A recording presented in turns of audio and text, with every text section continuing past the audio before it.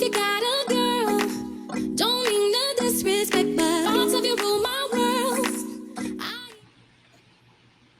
Hi, everyone. Welcome back to Happy Hour Talks. My name is Ruth. And I'm China.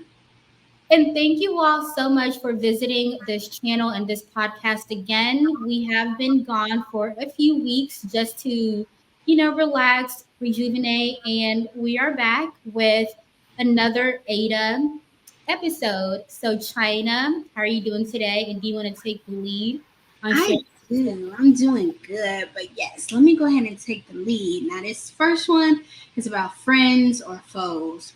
So, I have two friends, Gabby and Shelly. All of us are 23, if that matters. We were roommates in college and stayed in the same city after graduation. While the three of us are close, I've always known that Gabby and Shelly are the closest. They have a really sweet friendship. Shelly is getting married. Gabby is the maid of honor, and I'm one of the bridesmaids. Over the weekend, I went with Shelly so she could look at wedding dresses. Gabby was supposed to come with us, but she got called into work last minute. I helped Shelly pick out some dresses, then she went with a consultant to try them on. Shelly asked that I take pictures and videos on her phone to send to her mom and Gabby. I was getting the camera ready when a text from Gabby came through. I didn't mean to click on it and was instantly going to click back out when I saw that one of my Instagram pictures in their private chat from earlier that morning. Both were making fun of me for the face I was making in my outfit choice. It didn't appear to be very good nature. I admit curiosity got the best of me, so I searched my name in the chat. I found multiple pictures that I, my boyfriend, or my mom have posted of myself, absolutely ripping them to shreds, ranging from selfies to pose shots to even a few baby pictures. They'd also make fun of me in general when it came to the way I talk, wore my hair, and the way I ate. This went back as far as I could tell for at least a year. My heart broke. It all felt so juvenile in high school. While we all joke around, I would never do this to them, nor have they ever tried to instigate these types of conversations with me. I was in tears. As someone who was bullied all throughout middle and high school, it just brought me back to a horrible place. I put the phone in Shelly's purse and brought it to another employee, telling her to tell Shelly that I had to go. I drove home and had a long cry. Shelly texted me by the time I made it home asking where I went. I said I was going home and we could talk later. When she did call a few hours later, she was understandably confused and hurt that I left. So I told her what I found, explaining that I only looked further because of the initial text that I accidentally saw. She went off on me for looking through her private texts and said that those were none of my business. She also told me I shouldn't have left the store without saying anything. I said I didn't want to make a scene, but I also knew that I couldn't fake being happy for her. Shelly told me the texts were all in good fun, and clearly she loves me because I'm going to be her bridesmaid. She added that I'm only hurt because I chose to read all those texts. Later on, Gabby called to tell me that I invaded Shelly's privacy and hurt her by walking out. Now, my boyfriend and mom think I did the right thing by walking out, but obviously they're a little biased. I just want some unbiased looks. Am I the asshole for leaving and looking through the text? Whew. So, one thing about friends making fun of friends in any kind of situation doesn't really sit well with me unless it's like an inside joke or like, I don't know, but commenting on how someone looks or how they behave, it's not funny to me at all. But I think she is wrong kind of invading her friend's privacy by looking through a cell phone. That's kind of overboard. What are your thoughts? No, I definitely agree when it comes to looks. I mean, we all have insecurities about things. If I know that my wig is not on point for the day, I'm going to need you to not make too many comments. You got about one little joke you can make before I'm like, okay, now you're just being mean. I don't want to talk to you. So, yeah, I definitely understand that part. Like, why are y'all making fun of her? And why does it even matter? And it's like, it's getting obsessed. Why do you have so many messages concerned about how I look or how I pose? So yeah, when it comes to her looking into the text part, my thought process is if I'm talking mess about somebody, text messages, they would never get access to my phone. I'm paranoid like that. I'm like, I know I've been talking shit. I don't need them in my phone. I don't need a notification to go off. I don't even have my notification set to where you can see it. It just says text message, but they would never get access to my phone because I know I've been talking crazy. So I don't really understand that. It just goes to show like how like not aware those girls are, and they don't care about anybody but themselves. So like she's not the asshole, and she needs to stop being friends with them for real because I don't know. I wonder what's this thing about her being the bridesmaids, even though they're talking mess about her. Is she like helping to pay for the bachelorette party? Is the other girl just like wants to prove that she has more than one friend, so she keeps on this hanger on for when she don't got nobody else to hang out with? Like, what's the tea? Excuse me, I was definitely going to comment on what you said. When it comes to weddings and bridesmaid selection, I feel like some people, they're not really close to their certain bridesmaid. They just want a number or someone to be a part of their pictures. So I think the girl needs to think about their friendship, think about if she's really her friend or if her friend might be using her as just a number for her wedding party. Without a doubt, I'm kind of wondering like, no shade. This girl seems kind of, I don't know. Well, I don't know a good word, but she's not paying attention either. I guess birds of feather flock together because they're both not aware enough.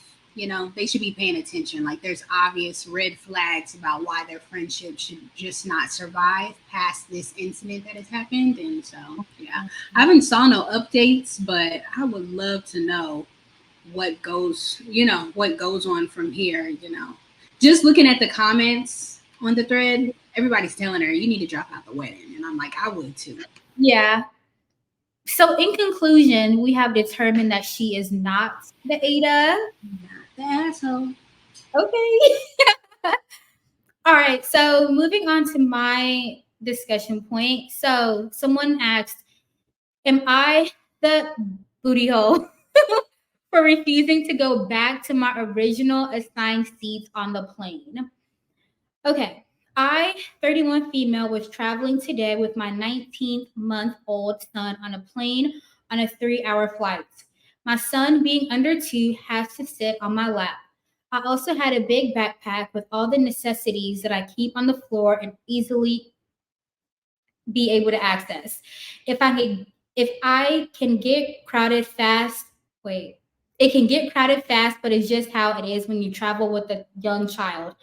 I got assigned a random seat, 12C, at check up, and ended up being in a row with no other empty seat. Although I appreciate it when there's an empty seat next to me, as it greatly improves our flight experiences, it's not an expectation. I am stuttering. I have, and I never asked for it at checkup. Once the boarding was completed, but before takeoff, a flight attendant came to me and offered to move us 3 rows up 9C because there were 2 seats available and that they usually try to accommodate people with young infants. I was delighted and accepted right away. The flight attendants helped me move my things and explain the situation to the other passengers on row 9. The passenger did not appreciate it at all. She started complaining to the flight attendant that she was planning to sleep on the flights and that it would be impossible now, that she specifically chose this seat while checking online because the row is empty and it's going to be a nightmare. The flight attendant simply explained that both my seats, old and new, are standard, that the woman only paid for her own seat, and that their policy is just trying to accommodate young parents if possible. The woman then told me that I should be ashamed to impose all this noise on people that are trying to enjoy their flight, especially since it wasn't even my seat and I didn't pay for it. Honestly, I'm really not good with confrontation. I usually end up either crying or apologizing, so I just ignored her all the way, as if she didn't speak at all. That got her even more upset, but she finally stopped complaining after a while. My son ended up crying only once. I got some stank eye and some other rude comments all in the flight. The flight was way more comfortable for us this way, so I don't really regret switching seats, but I wonder if I am the Ada. It's true that I didn't pay for the seat and that it wasn't my originally assigned seat. What are your thoughts? Oh, China. I've definitely been on flights where I'm sitting right next to the mama with the really bad toddler or the just cranky baby. So I'm neurodivergent, so sometimes loud noises are just not going to get it for me. Like I'm literally starting to have a panic attack. So she's NTA, but I I can see I don't think the other person is Ada. Yeah, or yeah, Wait. I don't think they are in the wrong.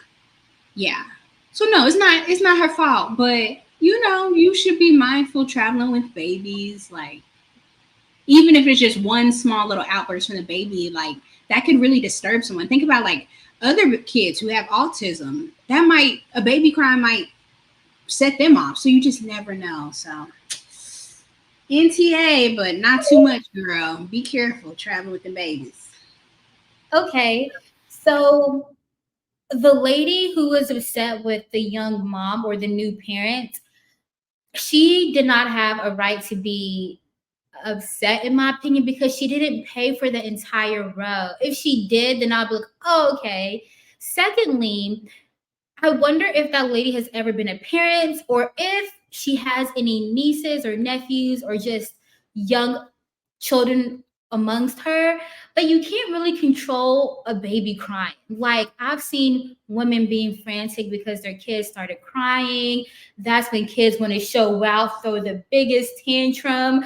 Like kids will embarrass you out here. So I just think we need to be show grace towards kids and then their parents on a flight, but only if like the parent disciplines the child. Because some parents would just let their child run around, cause chaos on a flight, and not say anything. That's kind of wild to me. But I don't think. Ooh, okay, the person who I think is an Ada is the lady who was upset that the young new mom was sitting next to her. That's who I think it is. Yes. I hear you. And you see, you really nice. You would definitely be the person to maybe even ask, can I hold your baby for you while you Baby, yo, because I would. and I'm not mad at it, of course that's one thing we do have to think about, just caring about people a little more. Like we don't have kids, but we should consider other people do have kids, how hard it might be trying to navigate through a busy airport or a turbulent flight with the baby. That's probably really hard. But yeah, that kind of gets into the conversation, the current discourse that I'm seeing a lot on TikTok about people who don't have kids being mad at the ladies that have wait. Ladies that do have kids being mad at the ladies that don't have kids. Oh, for Like, sure. girl, it's not my fault. But, we do got to care a little more because it really does take a village. So, Yeah, but it's what I was just thinking about. So I like to problem solve or try to find a solution to things. How come in 2024 we don't have like another section for parents or like crying babies? Just a room that you can put the people in. Feel me? that's true. Probably because it costs much money. Everything's about money, economy. But Yeah. I was thinking about, is it like the Emirates airline? United Emirates or something? Their Nice. airplanes are really nice. So they probably do got a little place you can go upstairs on the plane and Yeah. I mean, it's 2024. There should be no excuse. Just even like a little private room. Yeah, I do think the mom here was not the Ada, but the other person was for sure. neither one of them were to me. NTA both. Okay, I see both sides. I want to see this video play out when you become a mom. If you do become a mom years later, I just want to see your thoughts. That's true. It might change up then. Okay. Okay. The next ADA, this one concerns a shared family business between a wife and a husband. So, ADA for questioning my husband about cross contamination in the food truck. They have a food truck business. So, my husband runs a food truck with his mom in the summer and maintains a daily full time job. I work full time in mental health. We often bicker about everything from who forgot to fill the water pitcher last to whether our mothers are disrespectful to each other. I think she's telling us more than we need to know, but that's okay. We have a pattern of questioning each other on stuff we know the other knows more about. further context, I don't work on his truck, but I do maintain the paperwork side of it, accounting, licensing, food safety certifications, etc. So I brought our toddler up to the truck today to see daddy and grandma because otherwise he doesn't get to see them as much in the summer. They're working a lot. A customer asked what they had that was gluten free, and he said they have corn chips for the nachos and corn tortillas. We marinate all our meat by hand and buy fresh veggies and queso for toppings, but we do toast the corn tortillas and the flour tortillas on the same pan for the tacos. So I asked, but what about cross contamination in front of the customer? He kind of snapped at me after the order and said it's fine, it's not a problem. The customer ended up not getting anything, and then my husband lectured me that I don't work on the truck, no one has ever complained, and that he knows what he's doing. But see, I think I'm doing a good thing by making sure no one gets sick or that we get a lawsuit. I know for sure that things like tree nut allergies, celiac disease, people being in the same airspace as a peanut can be deadly. So I was just trying to be safe and sorry. And just, just a little add on. They said the question was asked in front of the customer, but my husband didn't lecture me until after the customer had left. Ada? Oh, okay. I don't know yet. I think by the end of our discussion, I might pick a side. But I do like how the husband, he didn't confront her while the customer is there, but did it privately. I am really into that. You know? That is true.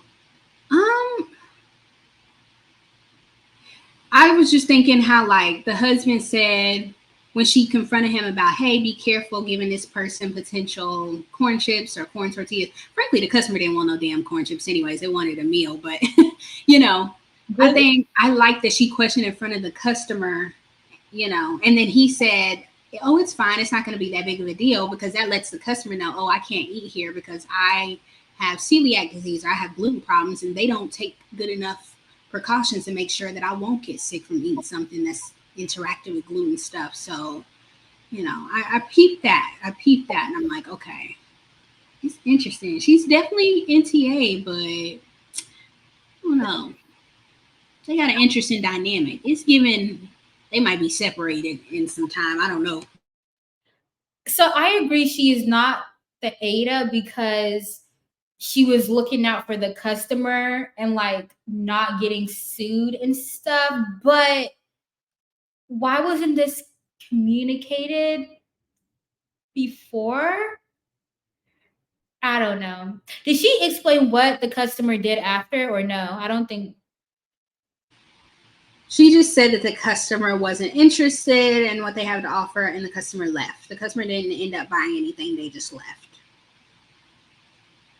And then they had the conversation. Yeah, then they had the conversation, I guess, because he missed out on the sale. But, like, I don't think. Like, at the end of the day, cross-contamination is a real concern for people with gluten problems. Yeah. I remember having a friend in college that, that was one thing we always had to check up on because they had celiac disease and they would get really sick. They would be in the hospital. So, it's a big deal. It's kind of scary. People will get into food service and like do not care about food pathogens or they don't know food allergies. I'm like, you really want to get sued? You care so much about that quick money that you won't find out. And the fact that he thought like, oh, me mentioning like what the corn chips and stuff was a solution. I'm like, sir, did you even Google that? Like, Google gluten is like, yeah. But again, why wasn't this communicated before this particular customer? That's true. I wonder if this has never really came up, especially since, the wife says she's not super involved in the food truck business just for the paperwork. So the one time she came up there to bring the kid up there to see him and she gets to see a transaction go down, she's like, oh, wait a minute. You need to pay attention to more than what you're paying attention to, not just getting orders out. Yeah. But men are very into like hustling and making money. I know everybody is, but like money hungry. So. Absolutely. Okay. And I just noticed we are on good time. We've been recording for 19 minutes. So how I do not know how. We might have to end after my second one because girl, we be fine. Y'all, sometimes we have time making it to the 15-minute mark. We know that people got short attention spans, but we want to get all the information out that we can. So we are always excited when we're able to have a little bit of a longer episode. Okay, so moving on to the next discussion point. Am I the booty hole for telling my terminally ill mother to move out? This heading is already messy. I don't like it, but let's go. My mother and I have a rocky relationship, and I stopped caring about it a few years ago. We reconnected, for a lack of a better words, last year. Earlier this year, she was diagnosed with terminal cancer. We looked into hospice and palliative care, but the good, decent ones had no beds. She was renting a house for her stupid but let me my mentally unstable sister move in, and she basically kicked our mom out of her own. She basically kicked our mom out of her own, I guess, room. There's a typo. There's another sibling, but she lives in another state and is pregnant, and another sister who lives in a small apartment with her kids. It fell onto me to let my mom move in back in March. I was under the assumption that my mom was flat broke. My out-of-state sister was the one handling her finances. I ended up picking up the tab on several things like co-pays, her cell phone bill, groceries, and I paid my maid extra money to basically babysit her. Again, highlighting maid, the word maid. That's it. I've started to dig into my savings, which I have never done to cover costs. All of my siblings are crying poverty. I told her that I needed to start putting together her paperwork, and she became invasive and hostile. I thought she was scared about facing her mortality. I found some legal stuff, including her will, which was signed before she moved in with me. This B has $750,000 and asks that it be divided between my three siblings. I get nothing. The daughter who rang up $3,000 on her dying mom's credit card on weed, Uber Eats, and tattoos gets $250K, but the daughter who helps her off the toilet and spends $1,300 on a bed gets zero. This isn't a misunderstanding. The only time my name was mentioned in the will was to confirm that I was being left out. I confronted her about it, and she said she didn't think I needed money, and I'm the only kid without kids. I said, you are going to use me to take care of me. I said, you are going to use me to take care of me, and then basically F off when you die. She said, would you change it? And I was right, and she was wrong.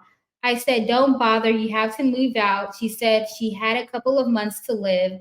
She can't move back into her rental that she's paying $22,000 for because she's scared of my sister and she wouldn't survive a road trip to my other sister who is due any day, and there's no room at my other sister's place. My house is clean, quiet, and by the beach.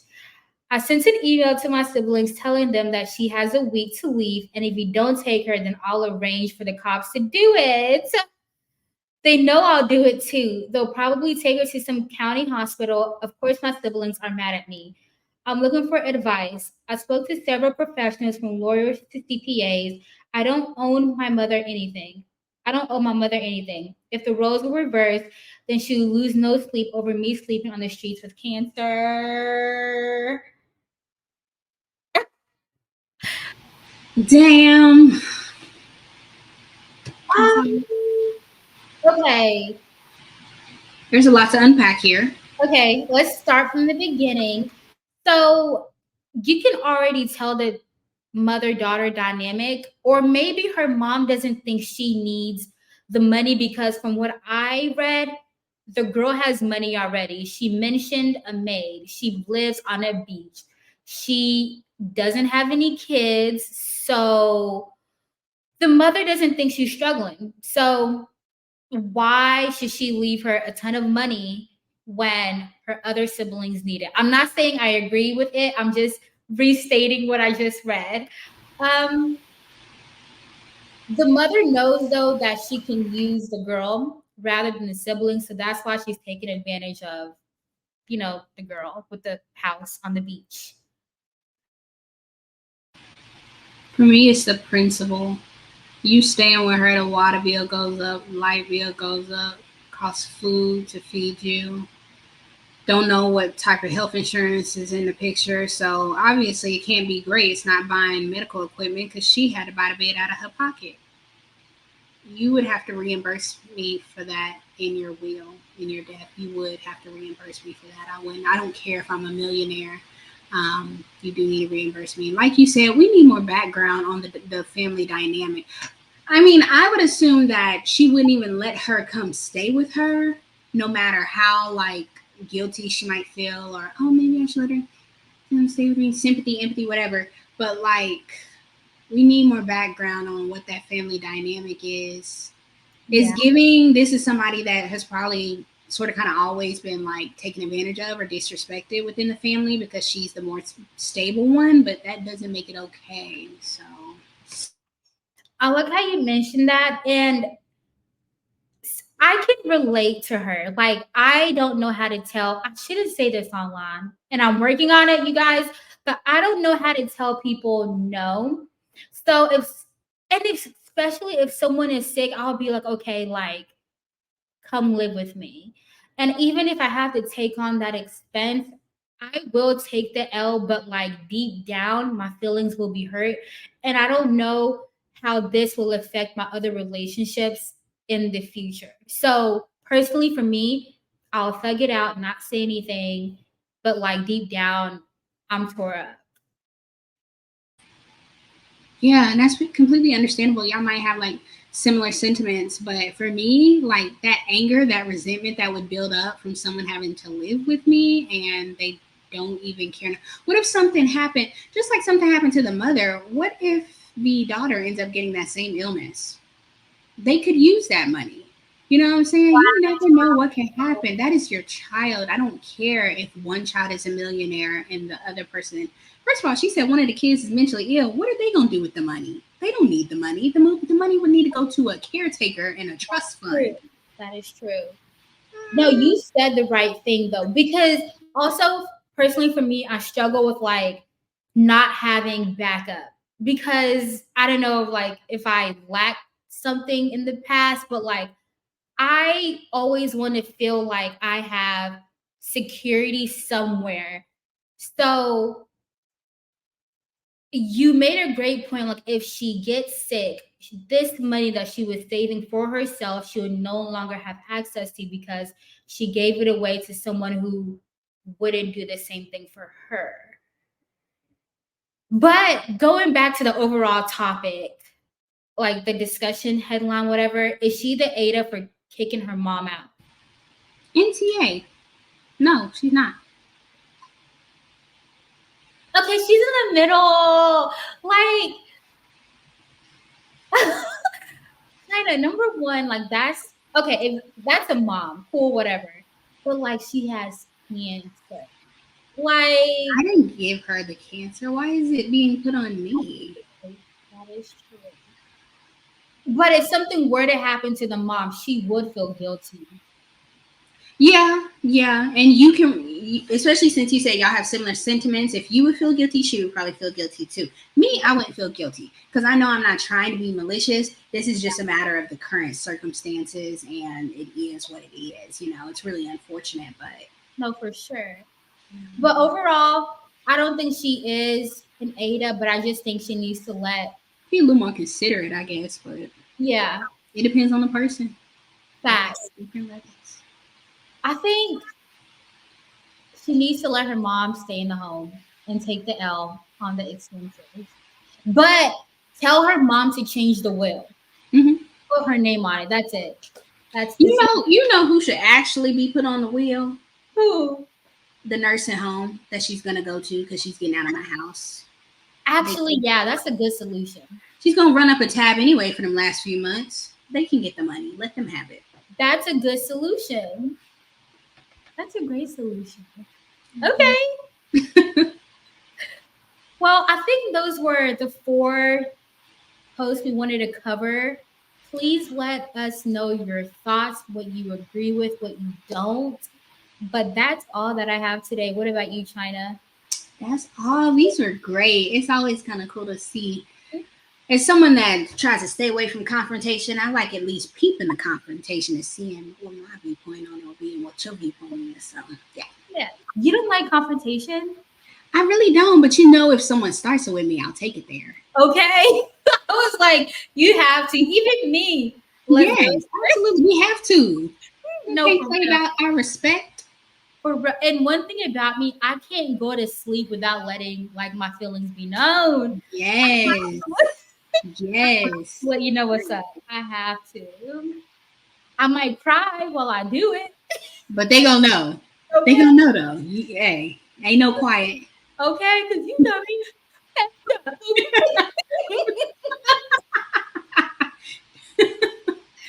Hmm. Absolutely. But yeah, I think that's it. Thank you all so much for watching. And we will talk to you all later. See ya. Bye.